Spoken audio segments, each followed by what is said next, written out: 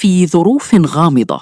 وحسب ما كشف عنه صديقه المقرب صاحب قناة في الشبكة، وفاة اليوتيوبر الجزائري المعروف هشام صاحب قناة يوتيوب في العارضة، والتي يقدم فيها محتوى رياضي يخص المنتخب الوطني الجزائري وأخبار المحترفين.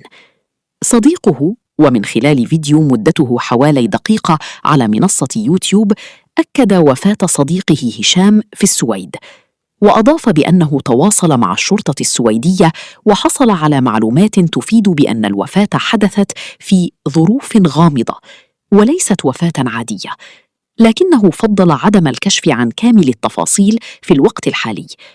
ووجه صديقه نداء عاجلا إلى السفارة الجزائرية في ستوكهولم لتسريع الإجراءات الإدارية، مشيرا إلى أن الحادثة مر عليها عدة أيام دون حسم. أكد المتحدث أنه سيتابع القضية ميدانياً وسيكون حاضراً لنقل الجثمان إلى أرض الوطن، مطالباً السلطات الجزائرية بالتدخل لتسهيل الأمر. هشام في العارضة كان مشجعاً وفياً للمنتخب الوطني الجزائري، وكان ينقل كل أخبار كرة القدم الجزائرية، ويتابعه أكثر من 1,000,000 شخص في قناته على يوتيوب. وفي الأخير، إنا لله وإنا إليه راجعون، ولا تنسوه من دعواتكم له بالرحمة والمغفرة.